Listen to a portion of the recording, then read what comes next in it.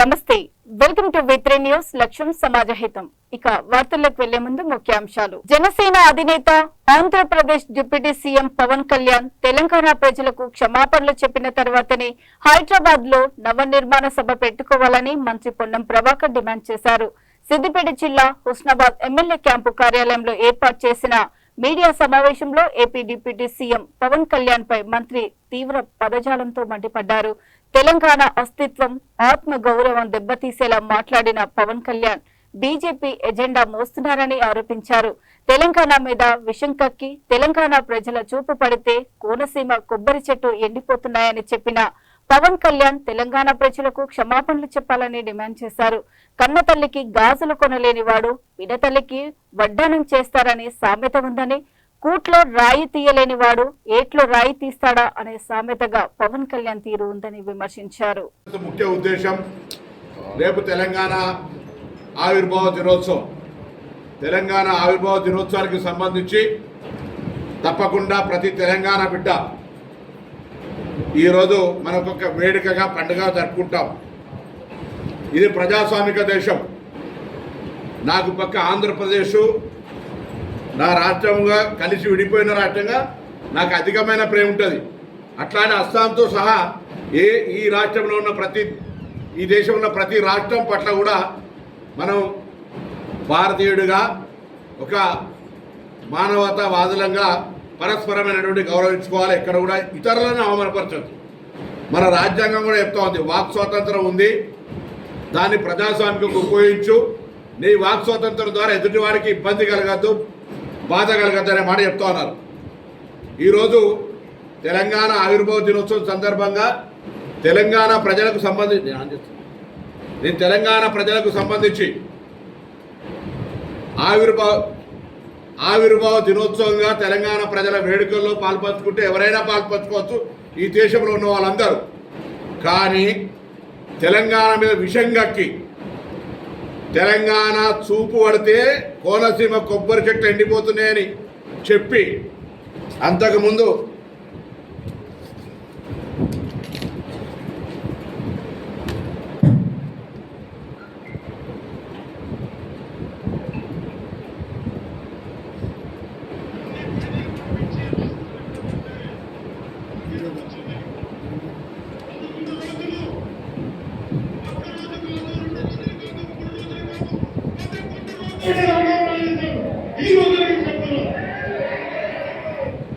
పదకొండు రోజులు తెలంగాణ ఏర్పడితే అన్నం మానేసిన వ్యక్తి తెలంగాణ ఆవిర్భావ దినోత్సవంలో పాల్గొంటే కూడా మాకు అభ్యంతరం లేదు.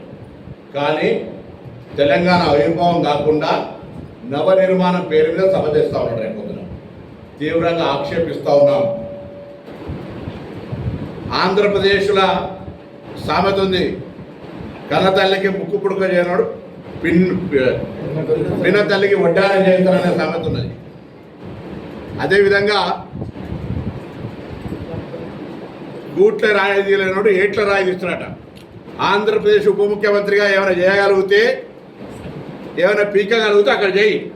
ఇక్కడికి వచ్చే నవనిర్మాణ సమితి పేరు మీద నువ్వు ఇక్కడ ఏదో చేసేటువంటి కార్యక్రమంలో ఇక్కడ ఎవడు సహించడానికి సిద్ధంగా లేడు. తెలంగాణ ఏర్పడితే 11 రోజులు అన్నం తినటువంటి వెధవాచి ఇక్కడ మా తెలంగాణ పట్ల ఏదో ముసలి కన్నీరు గారు తొప్పుకోం. వాస్తవంగా పవన్ కళ్యాణ్ నటుడు. అది విలన్ వేషమైనా, గుండా వేషమైనా, హీరో వేషమైనా, రౌడీజమైనా, ప్రేమించే విషయమైనా, ఎంతమందిని నిజ జీవితమా సినిమా జీవితమా ఎన్ని చేసినా దట్ ఈస్ యువర్ ఇండివిజువల్. ఈరోజు కూడా తెలంగాణలో రెచ్చగొట్టేటువంటి విద్వేషపూరితమైన వ్యాఖ్యలు మాట్లాడడం ద్వారా తెలంగాణ వాతావరణాన్ని కలుషితం చేయాలి అనేటువంటి రేటు ఫిక్స్ చేసుకొని భారతీయ జనతా పార్టీ తోటి తెలంగాణలో ఈ నటన స్టార్ట్ చేసిండు. మీకు తెలుసు 2014 ఎన్నికలప్పుడు హుస్నాబాద్ కూడా వచ్చిండు. ఆ రోజు నేను పార్లమెంట్ సభ్యుడిగా పోటీ చేస్తున్న బిడ్డ తోడుకలు తీస్తామంటే కావలసుకొని ఇక్కడికి వచ్చి పవన్ కళ్యాణ్ సినిమా అభిమానులు ఉంటారు, నేను సినిమా చూడండి మీరు అద్దండలేను. పవన్ కళ్యాణ్ అభిమానులు అన్ని పార్టీలు ఉండొచ్చు చూసుకొని, కానీ రాజకీయ పరంగా నీ కన్న తల్లి అయినటువంటి తెలంగాణ లాంటి తెలంగాణను అవమానపరుస్తూ తెలంగాణ ఏర్పడితే 11 రోజులు నిరాశ చేసిన తెలంగాణలో కళ్ళు దృష్టి పడితే కోనసీమ కొబ్బరి చెట్లు ఎండిపోతున్నాయి అనేటువంటి వాడిని ఇక్కడ మనం ఎంటర్టైన్ చేస్తే ఇది దౌర్భాగ్యమైనటువంటి పరిస్థితి. నేను మళ్ళీ చెప్తాను, నాకు అస్సాం వాళ్ళ కంటే కూడా ఆంధ్రప్రదేశ్ దగ్గర. భారతదేశంలో అన్ని రాష్ట్రాల ప్రజలకు తెలంగాణ స్వాగతం చెప్తోంది. ఈవెన్ విదేశీయులకే స్వాగతం చెప్పి ఇక్కడ అన్ని రకాల కార్యక్రమాలు జరగాలనుకుంటున్నాం. మేము ఆంధ్రప్రదేశ్కు నేను కూడా 100 సార్లు పోయినా, సత్సంబంధాలు ఉండాలని కోరుకుంటున్నాం. కానీ ఈ విధంగా తెలంగాణ చూపు పడితే కోనసీమ మాదక ద్రవ్యాల అక్రమ రవాణాపై ఉక్కుపాదం మోపుతూ హైదరాబాద్ లోని లక్డీ కపూల్ వద్ద సైఫాబాద్ పోలీసులు అక్రమంగా గంజాయిని తరలిస్తున్న 2 మహిళలను పట్టుకున్నారు. వారి వద్ద నుంచి 19 ప్యాకెట్లలో దాచిన 21.251 కిలోల గంజాయి, 3 బ్యాగులు, 2 మొబైల్ ఫోన్లను స్వాధీనం చేసుకున్నారు. అరెస్ట్ అయిన మహిళలు నారాయణపేటకు చెందిన టిప్పిగిరి లక్ష్మి, మహారాష్ట్రకు చెందిన సందీప్ కౌర్, మకాన్ సింగ్ గా గుర్తించారు. వీరిద్దరూ ముంబైలో నివాసం ఉంటున్నట్లు విచారణలో తేలింది. విశాఖపట్నానికి చెందిన శ్రీను నుంచి గంజాయి కొనుగోలు చేసి ముంబైలో విక్రయించేందుకు తరలిస్తున్నట్లు నిందితులు అంగీకరించారు.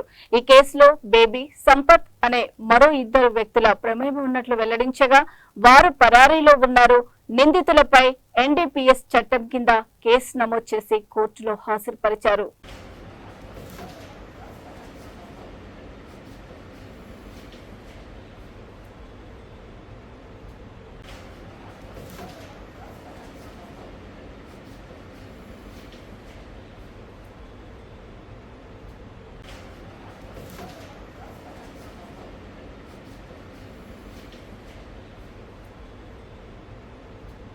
గొడ్డలి పార్టీకి మెగా డిఎస్సి గురించి మాట్లాడే నైతిక హక్కు లేదని అనంతపురం అర్బన్ ఎమ్మెల్యే దగ్గుపాటి ప్రసాద్ విమర్శలు చేశారు.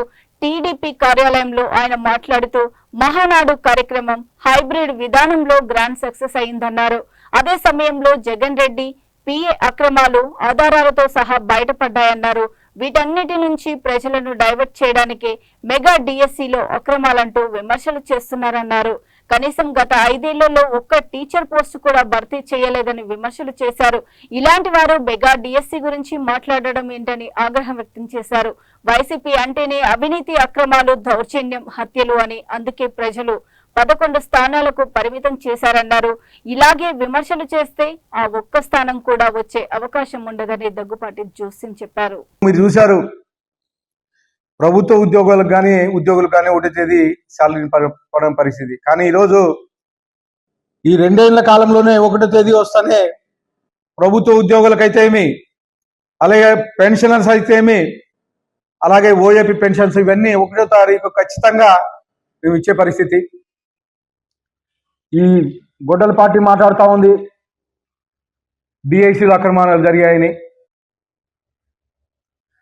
జగన్మోహన్ రెడ్డి పిఏ చేసిన ఘనకార్యాలు, చేసిన అవినీతి అక్రమాలు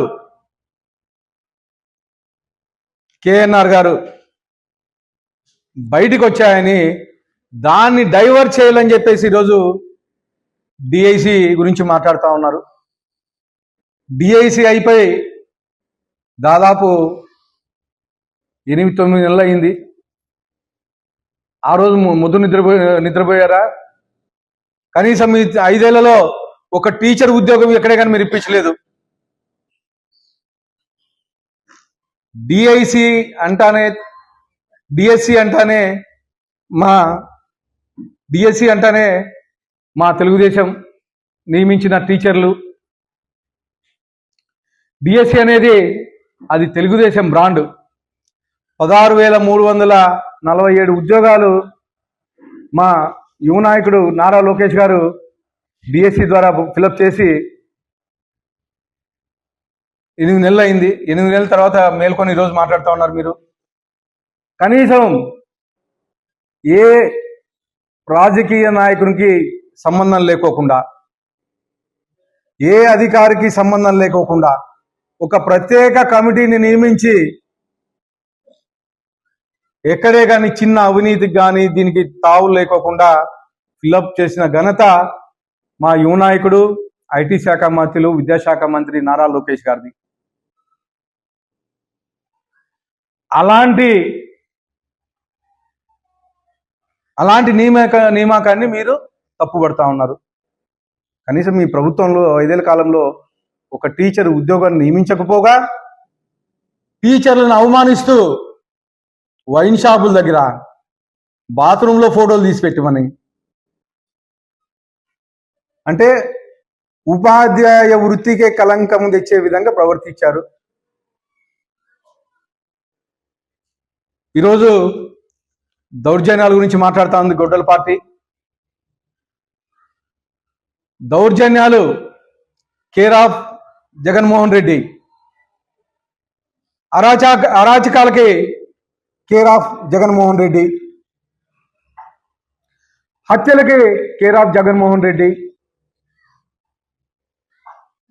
ఆక్రమణలకి, భూ ఆక్రమణలకి, దౌర్జన్యాలకి, అవినీతికి care of Jaganmohan Reddy and team. గత 5 ఏళ్లలో మీరు చేసిన అవినీతి,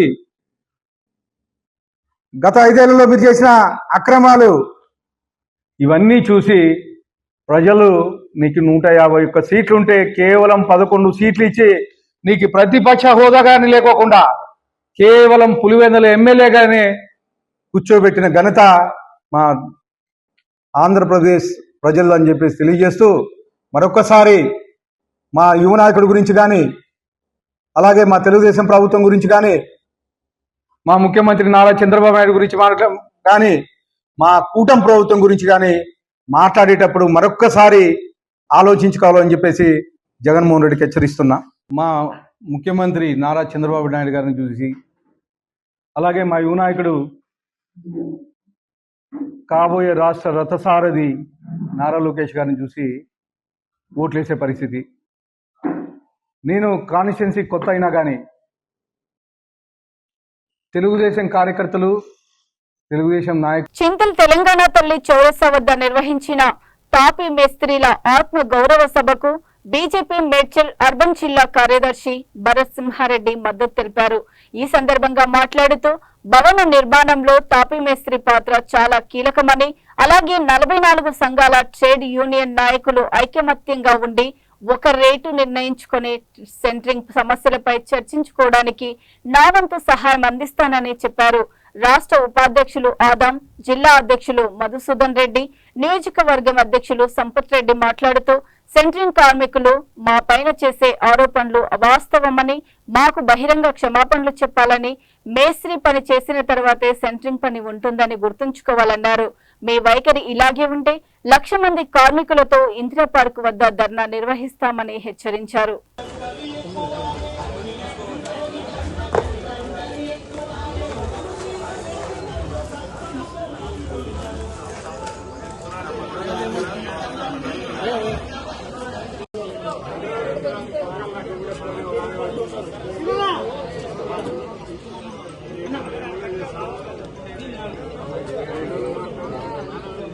మీరందరూ ఐక్యమత్యంగా ఉండండి. మీ రేట్లు ఏవైతున్నాయో ఆ రేట్లన్నీ కూడా మీ అంతలో మీరే నిర్ణయించుకొని, ఆ నిర్ణయించుకున్న రేట్ల ప్రకారంగా మీ అందరూ ఐక్యమత్యంగా ఉండి ఆ భవన యజమానానికి ఎవరైతే ఉన్నారో వారిని సంతృప్తిపరచండి. మీరు కూడా సంతృప్తి చెందదని చెప్పి ఈ సందర్భంగా తెలియజేస్తా ఉన్నాను. తప్పకుండా ఇలాంటి సమస్యలు ఏవొచ్చినా అందరూ ఒక కుటుంబ సభ్యులుగా భావించి మీరందరూ కూడా ఐక్యమత్యంగా కలిసిమెలిసి ముందుకు కొనసాగాలని చెప్పి ఈ సందర్భంగా అందరూ కూడా కోరుతా ఉన్నాను. ఎందుకంటే మీరందరూ ఏ విధంగా అయితే ఐక్యమత్యంగా ఉండి ఒక భవన నిర్మాణంలో సంతోషంగా మీరందరూ కూడా ఏ విధంగా అయితే మీరు చేస్తారో, ఆ భవనం నిర్మిస్తారో, వారి కుటుంబ సభ్యులతోని ఆ సందర్భంగా వాళ్ళందరూ కూడా సంతోషంగా ఉంటారని నేను భావిస్తాను. మీరు బాధపడితే ఇంటి యజమాని బాధపడతాడు. కాబట్టి మీరందరూ కూడా సంతోషంగా ఉండాలి. వాళ్ళందరినీ కూడా సంతోషంగా ఉంచే బాధ్యత మీ అందరిపై ఉంటుందని చెప్పి మీ అందరికి కూడా రిక్వెస్ట్ చేస్తూ, అనేక సమస్యలు ఉండొచ్చు, సెంటరింగ్ వ్యవస్థ కానివ్వండి, అనేక ఇతర సమస్యలన్నీ కూడా కూర్చొని పరిష్కరించుకొని తప్పకుండా పరిష్కరించుకోవడానికి నా వంతు సాయంగా, మా పార్టీ వంతు సాయంగా భారతీయ జనతా పార్టీ తరఫున ఎటువంటి సహాయ సహకారాలు కావాలన్నా తప్పకుండా మీ అందరికి కూడా ఉంటుందని చెప్పి ఈ సందర్భంగా మీ అందరికి కూడా తెలియజేస్తా ఉన్నాను. మీరందరూ కూడా ఐక్యమత్యంగా ఉండండి. ఈ దీంట్లో భాగంగా ఏవైతే 43 సంఘాలు ఏవైతే ఉన్నాయో, రాష్ట్ర ఉపాధ్యక్షులు ఆదంబాబుని మాట్లాడుతున్నా. మీరు ఏదైతే అలిగేషన్ పెట్టారో మేస్త్రుల పైన మేము దాన్ని తీవ్రంగా ఖండిస్తూ ఉన్నాము. మీరు బహిరంగంగా మాకు క్షమాపణ చెప్పిన దాకా ఈ ఉద్యమాలు ఎక్కడ కూడా ఆగవు. మీ మీద ఎక్కడైనా సరే ఏది మాట్లాడాలన్నా మీరు సహించాల్సి వస్తుంది. కానీ మీరు ఏమి ఎదురు మమ్మల్ని ఏమంటానికి కూడా లేదు.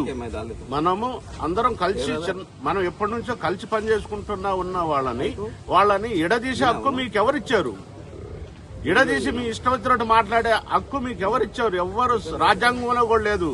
ఎదుటి వాడిని మనము పర్మిషన్ లేకుండా ఏ మాట కూడా మాట్లాడకూడదు.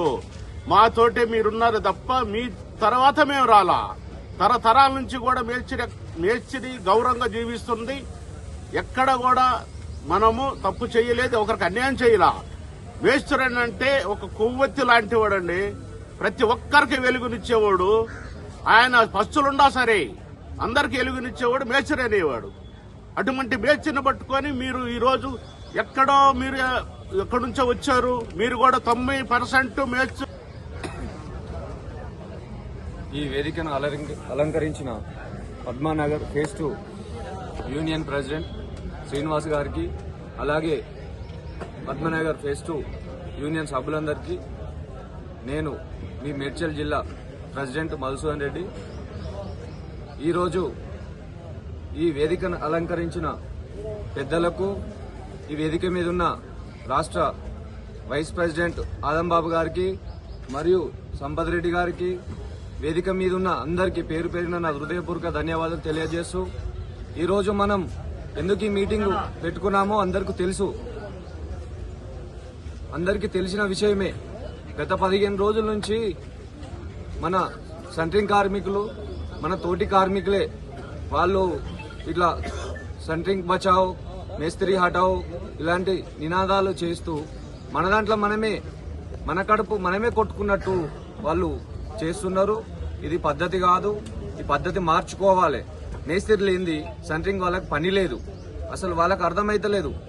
వాళ్ళకు సలహా ఇచ్చింది ఎవరు వాళ్ళకి అర్థమైతలేదు. ఒకసారి తిరిగి వాళ్ళ ఆలోచన చేసుకోవాలి. ఇది మేస్త్రి లేకపోతే సెంట్రింగ్ ఏం చేసుకుంటారు వాళ్ళు? మా మేస్త్రిలే, మేము సెంట్రింగ్ కొట్టుకొని మేము చేయగలుగుతాం కదా.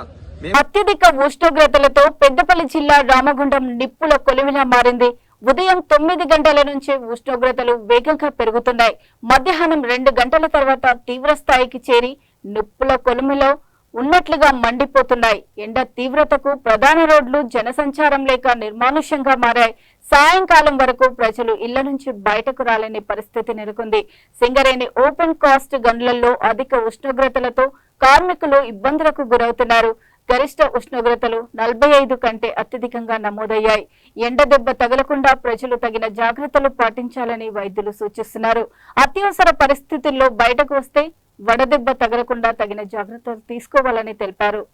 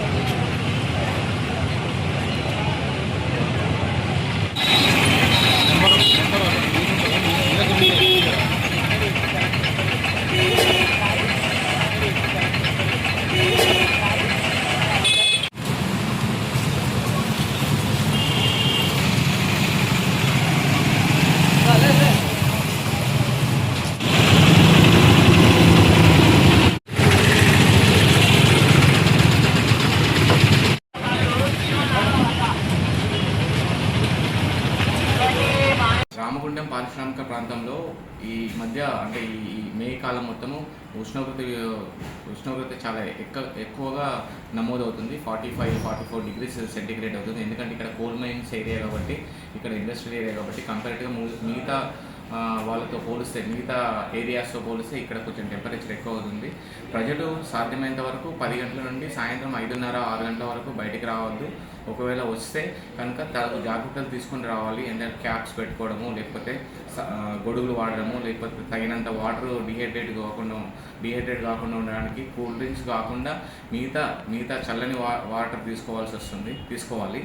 సాధ్యమైనంత వరకు ఇవి ఎక్స్పోజ్ కాకుండా చూసుకోండి. ఒకవేళ ఎక్స్పోజ్ అవుతే కనుక వాళ్ళు వెంటనే అంటే నూలు వస్తువులు కాకుండా కాటన్ వస్తువులు ధరించండి. తర్వాత ఈ లక్షణాలు ఎలా ఉంటాయంటే వాళ్ళు అయోమయ స్థితిలోకి వెళ్ళిపోతారు, అంటే అన్కాన్షియస్ స్టేట్లోకి వెళ్ళిపోతారు. ఫిట్స్ వస్తాయి, మూర్ఛలాగా ఫిట్స్ వస్తాయి. అంటే మల్టీ ఆర్గన్ ఫెయిల్యూర్ అంటారు. బ్రెయిన్ డ్యామేజ్ అవుతుంది, కిడ్నీ డ్యామేజ్ అవుతుంది. సో సాధ్యమైనంత వరకు పబ్లిక్, ఇక్కడ ఉండే పరిసర ప్రాంత పబ్లిక్ బయటికి రాకుండా ఉండడమే చాలా మంచిది. ఒకవేళ ఇలాంటి లక్షణాలు ఉన్నప్పుడు గవర్నమెంట్ హాస్పిటల్కి రండి. మా దగ్గర EMD డిపార్ట్మెంట్ అని ఎస్టాబ్లిష్ అయింది. వడదెబ్బకు సంబంధించిన ప్రత్యేక విభాగం కూడా ఏర్పరిచాము. ఆ డాక్టర్స్ మీకు స్టేబుల్ అయ్యేదాకా మిమ్మల్ని అడ్మిట్ చేసుకొని డిశ్చార్జ్ చేస్తారు. బట్ అంతకంటే ముందు మీరు వడదెబ్బకు ఎక్స్పోజ్ కాకుండా ఉండవలసిందిగా కోరుచున్నాము. ఎందుకంటే ప్రాణం ఇంపార్టెంట్, ప్రాణం కంటే ఏది ముఖ్యం కాదు. సో ప్రాణం ఇంపార్టెంట్ కాబట్టి మీరు సాధ్యమైనంత వరకు మీ పనులన్నీ ఎర్లీ మార్నింగ్లో కానీ సాయంత్రం కానీ పెట్టుకోండి. మధ్యాహ్నం పూట అసలు ఎక్స్పోజ్ కాకుండా ఉండండి. తగిన జాగ్రత్తలు తీసుకోండి. ఏదైనా అత్యవసర పరిస్థితుల్లో మాత్రం మా గవర్నమెంట్ జనరల్ హాస్పిటల్కి రండి. మా డిపార్ట్మెంట్ డాక్టర్స్ అంతా సిద్ధంగా ఉన్నారు. ప్రజావాణి దరఖాస్తులకు అత్యంత ప్రాధాన్యతనిచ్చి ఆర్జీలను పెండింగ్ లో ఉంచకుండా పరిష్కరించాలని పెద్దపల్లి జిల్లా కలెక్టర్ కోయ శ్రీహర్ష సంబంధిత అధికారులకు ఆదేశించారు. సోమవారం ప్రజావాణి కార్యక్రమం సందర్భంగా కలెక్టర్ సమీకృత జిల్లా కలెక్టరేట్ లో జిల్లా రెవెన్యూ అధికారి రాజేశ్వరితో కలిసి ప్రజల నుండి దరఖాస్తులను స్వీకరించారు. సుల్తానాబాద్ మండలం నారాయణరావుపల్లి గ్రామానికి చెందిన గంధం రాములు తమ సమస్యల ఆర్జీలను కలెక్టర్ కి సమర్పించారు. దీనిపై స్పందించిన కలెక్టర్ దరఖాస్తులకు అత్యంత ప్రాధాన్యతనిచ్చి ఆర్జీలను పెండింగ్ లో ఉంచకుండా వెంటనే పరిష్కరించాలని సంబంధిత అధికారులను ఆదేశించారు.